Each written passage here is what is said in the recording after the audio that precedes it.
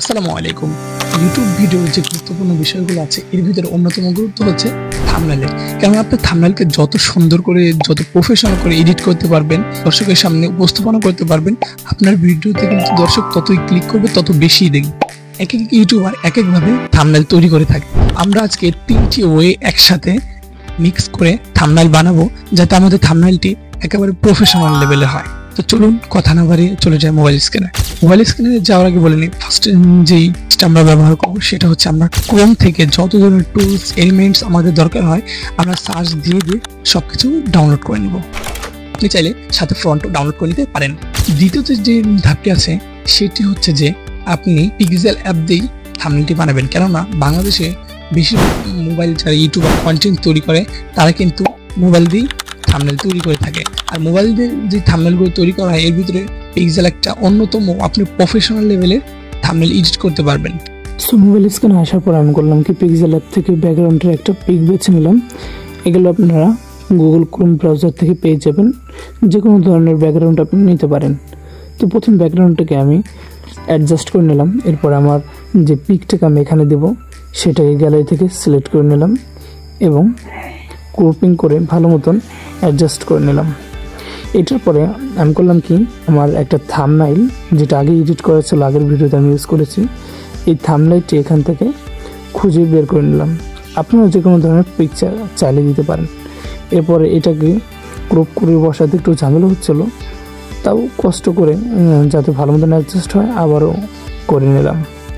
এরপর আমি করলাম কি একটি অ্যারো, যাতে আমার শরীর থেকে এই ব্যানারটি সুন্দরভাবে দেখা যায়, এর জন্য একটি অ্যারো চিহ্ন ইউজ করলাম। তো অ্যারো চিহ্নগুলো আপনার সার্চ দিলে ডিরেকশন চিহ্ন বা যে কোনো ধরনের চিহ্ন লিখে সার্চ দিলে আপনি এরকম পেয়ে যাবেন। এটাকে অ্যাডজাস্ট করে দিলাম। এরপর করলাম কি আমার বডির স্টক এনেবল করে দিলাম, যার কারণে দেখেন আগের তুলনায় আমার বডি কিন্তু একটু গ্লো করছে চারপাশে যে বর্ডারটা আছে। এরপর করলাম কি অ্যারোটাকে ঠিক মতন বসিয়ে আমি একটা ইমেজকে নিয়ে আসলাম, ভিডিওটাকে অ্যাট্রাকটিভ করার জন্য। এই ইমেজটা দেখতে পাচ্ছেন, এটাকে নিয়ে আসলাম। প্রথমে এটার ব্যাকগ্রাউন্ড ভালো মতন রিমুভ করে নিলাম, কারণ রিমুভ না হলে খারাপ দেখা যায়। এরপর আমি এটা উপরে যেভাবে বসাচ্ছিলাম খারাপ দেখা যাচ্ছিলো, মানে অ্যাডজাস্ট হচ্ছিল না।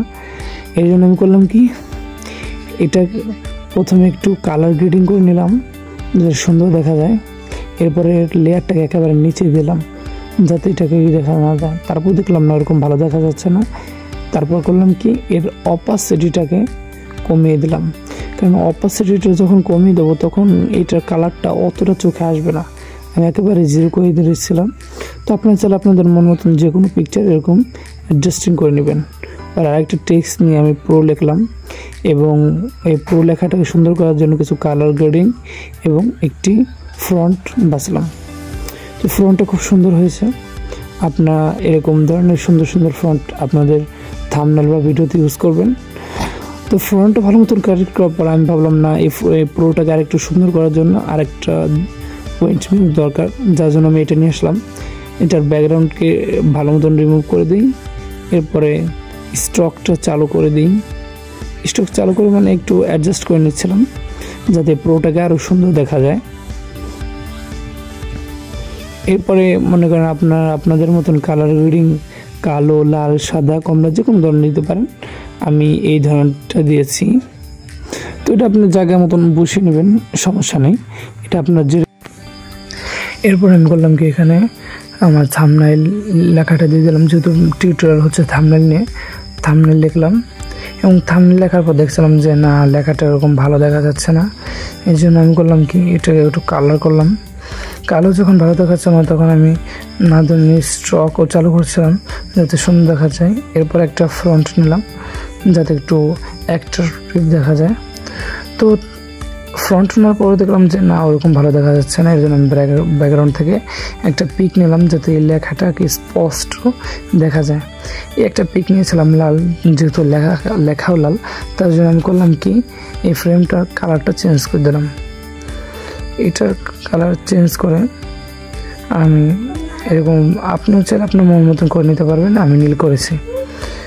এরপর নীল করার পর যে লেখাটা আছে লেখাটা কিন্তু নিচে চলে গেছে, সমস্যা নেই, এটাকে আপনার মন মতো এডিট করে নেবেন।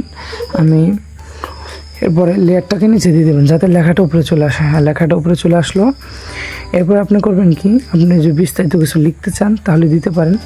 যেমন আমি এখান থেকে এই থাম্বনেল আর এইটা এক করে নিলাম যাতে এই দুটো আলাদা না হয়। এরপর করবেন কি, যে আপনাদের যে অ্যাডজাস্টিং আছে না, কোনখানে দিলে ভালো দেখা যায় এরকম একটা অ্যাডজাস্টিং করে নেবেন। তারপরে শেষে আমি একটা বাংলা এডিট লিখে দিয়েছি, চলুন আপনাদেরকে এখন দেখাচ্ছি। এডিট লেখার পরে এটাকে আপনি ভালো মতন কালার গ্রেডিং করে দেবেন যাতে একটু উজ্জ্বলতা থাকে এবং মানুষের চোখে পড়ে, যাতে লেখাটা একটু সুন্দর দেখা যায়। সো আমার এডিট লেখাটা শেষ। আমি এখানে আরেকটা এটাকে লক করে দিলাম এবং ভালো মতন অ্যাডজাস্টিং করে দিলাম। এখানে আমি একটা নতুন জিনিস নিয়ে আসবো, আপনারা দেখতে থাকেন। নতুন একটা টোন রেড ডার্কের একটা পিক নেব, মানে যাতে এক পাশে শ্যাডো টাইপ করে লাল হয়ে থাকে। এই যে দেখছেন, এটাকে আমি এক কর্নারে দিয়ে দিয়েছিলাম যাতে এই লেখাগুলো স্টাইল সুন্দর দেখা যায়। মনে করেন এটা দেওয়ার পর আমি দেখলাম না এটা ভালো দেখা যায় না, ডিলিট করে দিলাম এবং এখানে একটা ফায়ার ব্রিকেট নিয়ে আসলাম। এই যে ফায়ারটা দেখতে পাচ্ছেন এখানে দিলাম যাতে সুন্দর দেখা যায়। তো প্রথমে দেখলাম না একেবারে খারাপ দেখা যাচ্ছে এবং আমি করলাম কি, এটার অপাসিটিকে অনেকটা কমিয়ে দিলাম। অপাসিটি কমিয়ে দেওয়ার কারণে দেখলাম কিন্তু কিছু অ্যাডজাস্টিভ হয়ে যাচ্ছে। এরপরে লেয়ারটাকে টেনে ধরে একেবারে নিচে নিয়ে আসলাম যাতে এগুলো ওটার নিচে থাকে। দেখুন এখন কিন্তু মোটামুটি ভালোই দেখা যাচ্ছে। এরপরে সেভ প্রজেক্ট, আপনি যে কোনো নাম দিয়ে প্রজেক্ট সেভ করে রাখতে পারবেন। তৃতীয় যে ধাপটি আছে এটা একেবারে এক্সট্রিম লেভেলের, কেননা এই থাম্বনেল যে আপনি এতক্ষণ তৈরি করলেন এটা কিন্তু রেজলিউশন এতটা হাই থাকে না, একটু কম থাকে। এই রেজলিউশনকে হাই লেভেলে এবং ফটোটাকে একেবারে প্রফেশনাল লেভেলের এইচডি করে দেবে এই উইঙ্ক। তো চলুন আমরা দেখে নিই উইঙ্ক দিয়ে কিভাবে থাম্বনেলকে প্রফেশনাল লেভেলে করতে পারি। So let's get started. আপনি করবেন কি, আপনার ফোনে উইঙ্ক অ্যাপে চলে যাবেন, না থাকলে প্লে স্টোর থেকে ডাউনলোড করবেন এবং ফার্স্টে দেখবেন যে এরকম একটা অপশন আছে, এখান থেকে আপনি পিকটা বেছে নেবেন। এরপরে এখান থেকে আপনি কয়েকবার রিফ্রেশ করলেই দেখবেন যে এইচডি কোয়ালিটি হয়ে গেছে। মানে এইচডিটা নামার পর করবেন কি, আবারও দিবেন যাতে আবার এইচডি হয়। এরকম করে কয়েকবার দিলে আপনার পিকের রেজলিউশন হাই হবে এবং অনেক সুন্দর দেখা যাবে। ভিডিওতে এতক্ষণ কন্টিনিউ করার জন্য ধন্যবাদ। চ্যানেলে নতুন সদস্য হয়ে থাকে চ্যানেলটি সাবস্ক্রাইব করে পাশে থাকুন এবং ভিডিওটি পছন্দ হয়ে থাকলে একটা লাইক দিন। তো আজকের ভিডিও এই পর্যন্তই, সবাই দোয়া করি ভালো থাকবেন, সুস্থ থাকবেন। আল্লাহ হাফেজ।